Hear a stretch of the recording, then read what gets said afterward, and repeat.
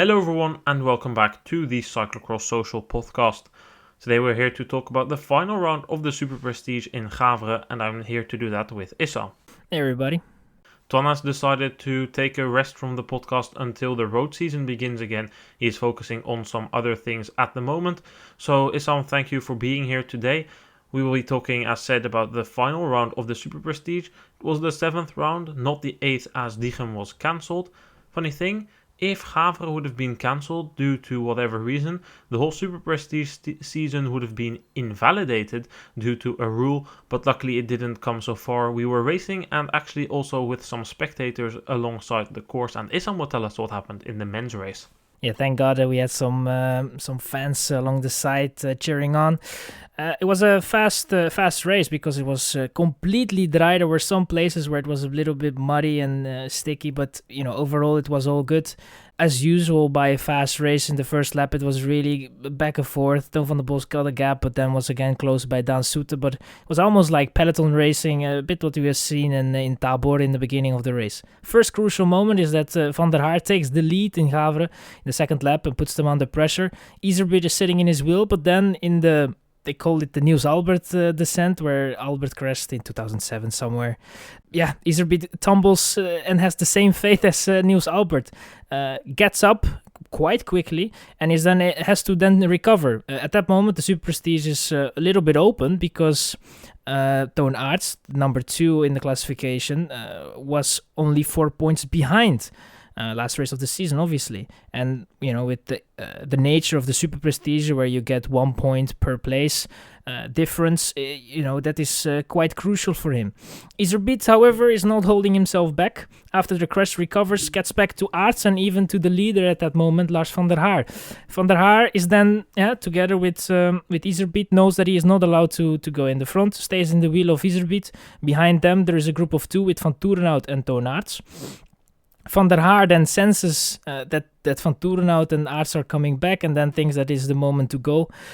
Iserbyt tries to have an answer, comes very close, but then cracks completely. And Van der Haar is then able to get away, and there is nothing they can do about it. Iserbyt actually falls back completely in that race to the group behind him with Van Toerenhout and Aerts. And then we have a battle for the second and third spot there. Aerts then senses that there is going to be a 2v1 situation and puts them under pressure. Van Toerenhout cracks completely under that and is not in contention for the podium. And then we have only Iserbyt left. Aerts tries and tries again, but in the last lap they go together. Iserbyt takes the lead in that last lap and is then able to crack Aerts. And is able to get that second place, and most importantly for Iserbyt, he wins the Superprestige overall victory, and Aerts has to settle for third place and second in the overall classification. Not the most exciting race today, just a very strong Lars van der Haar. I mean, led from not start to finish, but had a bad start, recovered, and then led, I think after lap 3 almost until the finish. At some point Iserbyt and Aerts came close, but I think overall we just have to conclude this is another chapter to a very successful season of Lars van der Haar. His most successful one, I think, at least as far as I remember personally, since the season that Van der Poel and Van Aert made the step to the elite category, so 2014-15. So I think overall Van der Haar can be happy, should be happy in his penultimate race of the season, getting another victory in that European Championships jersey.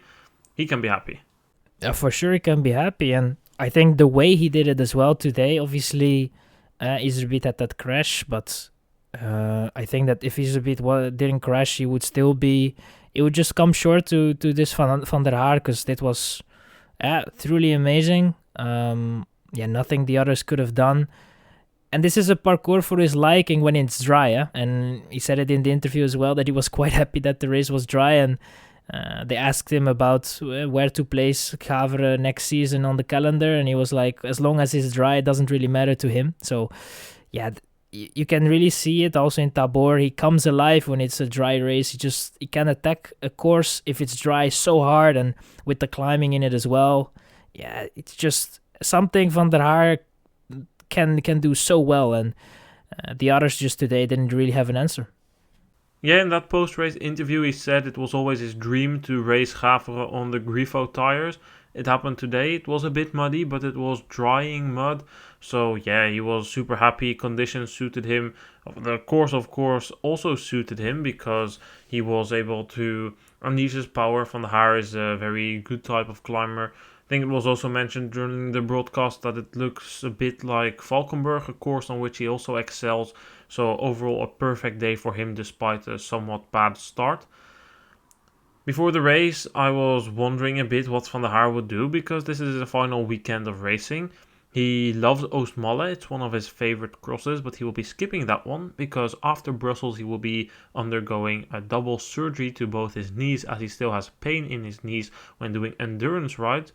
Well, we didn't see anything of that today, and he says that he has had those complaints, I think, ever since the crash in Kortrijk, but throughout the season we haven't really seen any of that because of course, he had a couple of bad weeks, but overall, as said, a very successful season for him.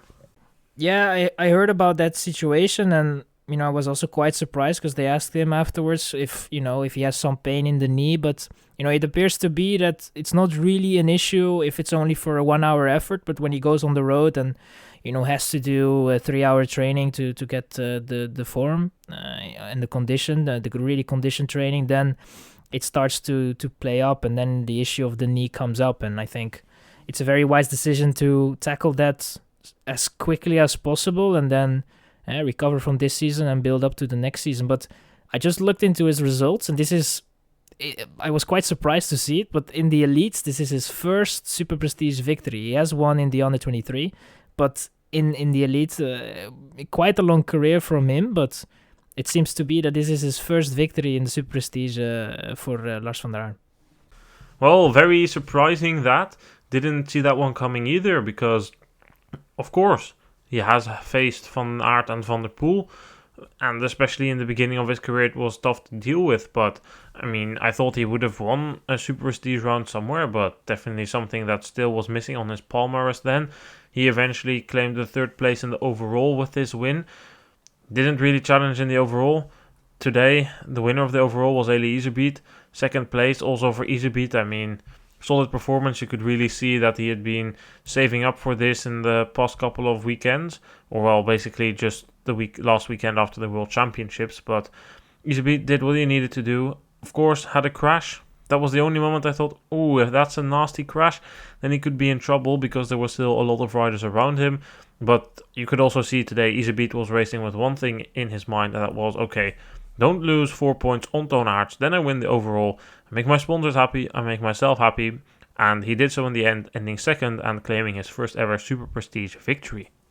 I think that with Iserbyt today, especially after the crash, I was kind of like, we have seen a couple of moments this season that something happened to him that didn't really go to plan, and then he couldn't really recover from it. And today he showed super quickly on the bike again. Maybe a little bit too quick to the front of the pack again in the wheel of Van der Haar. Maybe that he wanted to get as quickly as possible to the front because he saw the danger of Aerts maybe going with Van der Haar or something at least. But in the end he secured, in my opinion, the highest possible position, and he secured the final overall in the Superprestige. So I think that was his main goal of this weekend. I think tomorrow he's going to be racing, but it is not going to be. He's going to try to win the race, but if it's not happening, it's kind of over for him. And I don't know if they race next week, but I think for Iserbyt, this was the main goal of the Superprestige, and he managed to fulfill it in the end successfully. Yeah, I think that the race we saw here by Iserbyt is just so typical for the post-World Championships racing. I mean, for many non-Dutch and Belgian people, the cyclocross season has already ended because the World Championships the World Cup has ended. And those are the two most important things for international followers. I do agree with that. These post-World Championship races, I mean, I watch them. Sometimes they're enjoyable, but if you have a relatively boring race like today, well, then my attention goes elsewhere. Of course, I still follow it and analyze it, but if there's not much to see, then I was happy like today I could still have the Olympic Winter Games on my second screen. And I mean, it's not really strange that you see this, because today just the races we saw, as said, were so typical for that. Freshness definitely on the end of Van der Haar now. Iserbyt having a good season, but really form of the day depending how he rides his race. If it's good like today, he's up there. If his form of the day isn't up there, then you see him fade like in Lille, and it wouldn't surprise me if we see that in other races as well. Same goes for Kuhn and Ruegg, who simply decided to pull out of the race today because things weren't going the way he wanted them to go. I think something happened with Jens Adams because he was up there and then pulled out. But in normal races, you would still see them continue and try push back for a top 10. But now you can really see motivation is dropping a bit. It really comes down to form of the day, because of course, some they're still training a bit, some more than others, but for instance, Toon Aerts, who ended third today, I mean, you could see such an inconsistent race, having moments where he felt strong, other moments almost cracking, dropping, then finding his legs again, coming back, then to drop again. So I think that's just something that's pretty normal for post-World Championships racing, because we've seen it quite some times in the past couple of years that this is the way these post-World Championships races are raced. And for Toon Aerts, I mean, third, it's a decent performance, but nothing too special, and a very weird race in general by him, as said, with lots of good and bad moments. Let's look at our entire top 10 then. Lars van der Haar took his first Superprestige victory, as you just heard from Issam, ahead of Iserbyt and Toon Aerts. Fourth place went to Michael van Toerenhout, ahead of a solid ride by Daan Soete, who ended fifth. Sixth went to Kevin Kuhn, ahead of another Swiss rider in the top 10, Kuhn and Ruegg. Men under 23 world champion Johan Viseur ended 8th. He is moving to Alpecin next year. Ninth place went to Ryan Kamp, ahead of Toon van der Bos. In this top 10, I think it's important to point out the Swiss riders, Kuhn and Ruegg, 6th and 7th. Strong rise by them today, Issam. Definitely a strong race by both of them. I mean, I picked up Kevin Kuhn a little bit there around with Soete, and I was like, well, if he can maintain this is going to be a very good result for him in the top 10. And for Ruegg, he came a bit later on, in my opinion, in the race. It was quite hard to follow what they were doing behind the four that were a lot on the screen, but we saw some flashes of Kuhn and also from Ruegg, and well, quite good. I mean, Ruegg is a bit disappointed that he couldn't show this on the Worlds. For Kuhn, yeah, just a very solid season in my opinion. He had a couple of very good races. This is also one you can add up as a good race, and I think for the top 10, it also looks nice that we have some Swiss flag all over there. Yeah, Ruegg not racing the World Championships because he wasn't vaccinated, so that's why he wasn't able to race there. Solid ride by him today. I think the same goes for Viseur with the 8th place, and this is kind of the thing I like about this early and late season racing, because you have this opportunity to see a couple of young talents stick their name just a bit further to the front than what they usually are possible to do. And we saw that today with Viseur and Kamp, and we've seen it with other riders as well. Then, in 10th place, Toon van der Bos.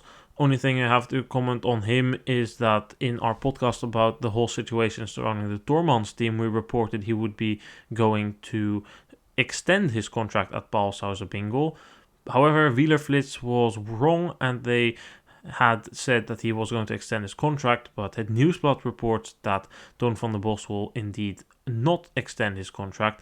He will also be moving to Alpecin Phoenix, and in addition to that, we can say, based on reporting by Het Laatste Nieuws, that there is going to be a new sister team of Alpecin Phoenix in cross, which is going to probably be around Quinten Hermans, Corné van Kessel, and most likely Viseur and Verstringen as well. So basically, we're going to see the Tormans riders put in a new sister team inside the Alpecin Phoenix structure, which also includes Ico Krelan and the 777 team.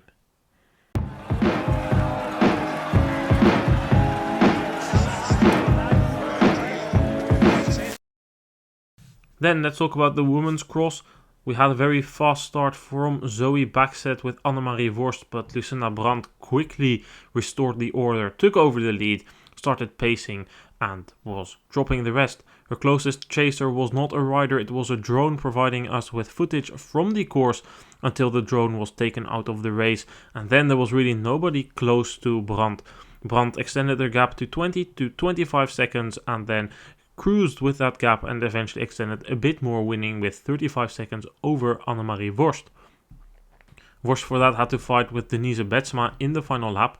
Betsma, the rider who injured her fingers last week in Lille, she got stitches in that and eventually was recovered in time to participate here at the final round of the Superprestige. She ended third, but very close behind her was Zoe Buxton, the young British rider, ending fourth.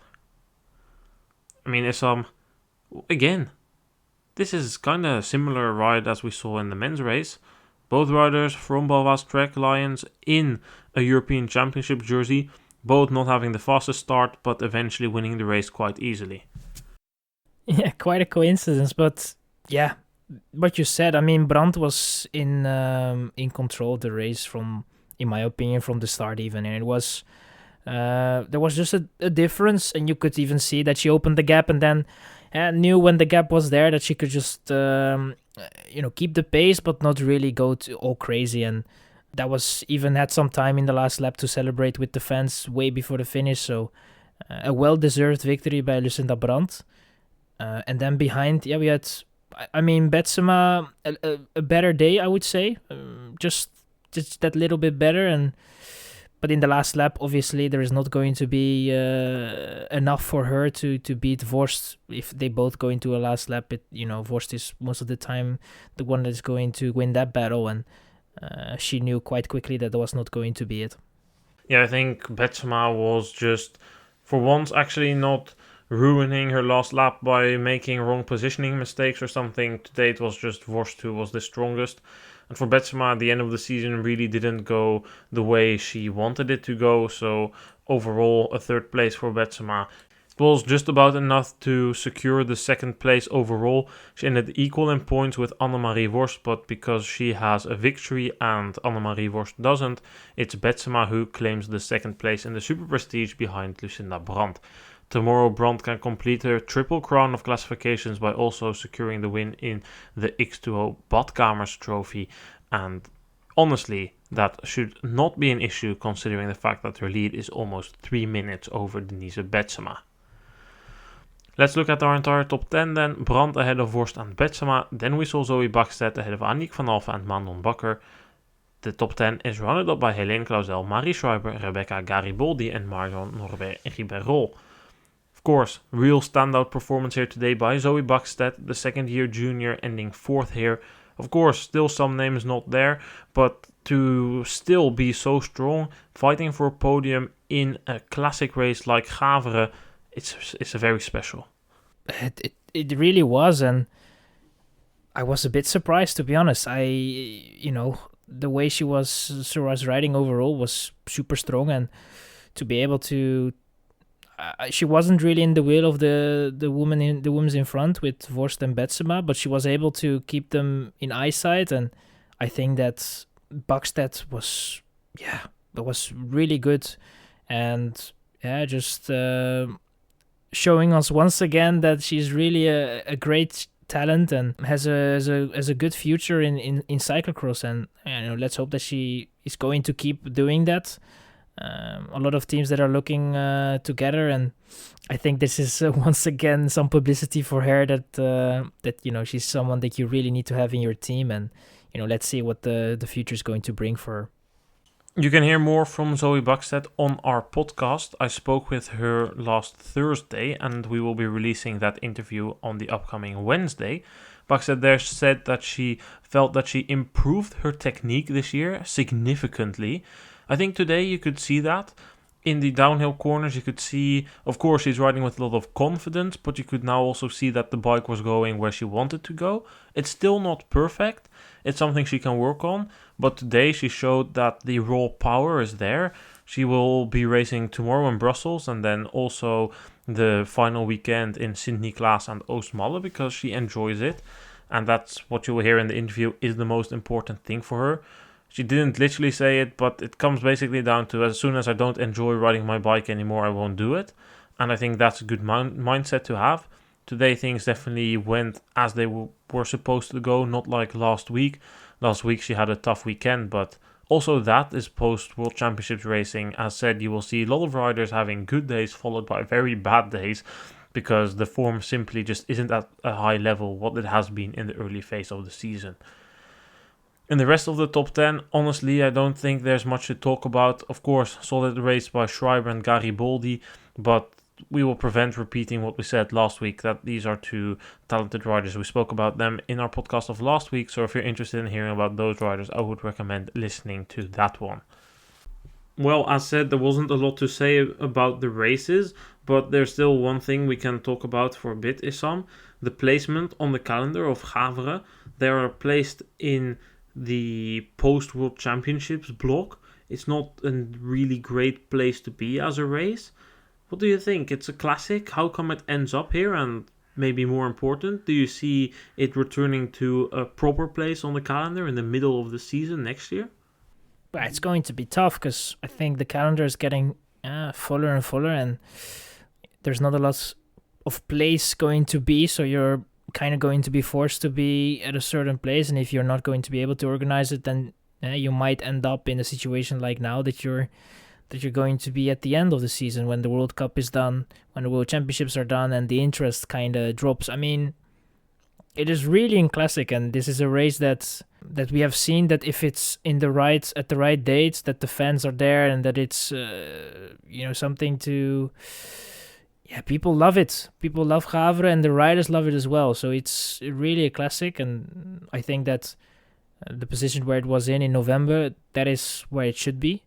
And I hope that they can fix something to make sure that it's going to be there. Hopefully next year we're going to have the full capacity of fans that are going to be able to watch it. It's obviously going to be hard because, COVID, had a setback on a lot of things, and also on the number of spectators. We have seen the numbers were, I would say, not really bad. We saw some fans and some interest, but I think that if we didn't have the COVID period, it would have been a little bit more. But yeah, we have to wait and see, and I hope they can get it in November, because yeah, it's just a classic that should be at that date. I think it deserves the attention, and it deserves everything around it. And I think that if you would put it in November, that it would increase in all aspects in terms of attention, but also the racing will probably be a little bit better because everybody is going to be in better shape at that point.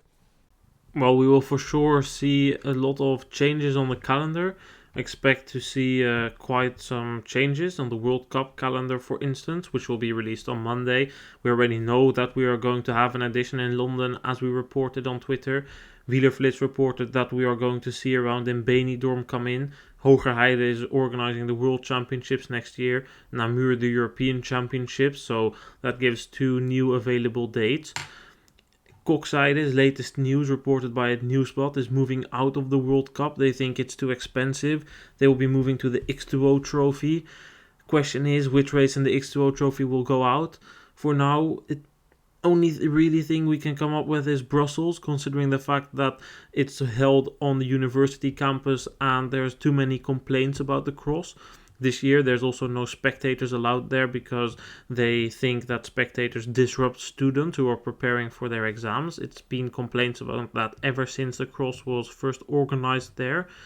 So yeah, it still leaves us with some speculation. Gavere said indeed that they would be wanting to move back. Kokzijde says they have an option on the Christmas period. So yeah, it will definitely be interesting what's going to happen. Also considering the fact that next year Middelkerk is coming back and Lokeren is going to organize the Belgian Championships. It will be interesting to see how the calendar shapes. There will definitely be some movement. And I think indeed that Gavere should be somewhere in a crucial moment of the season in November, December, because that's just where it belongs.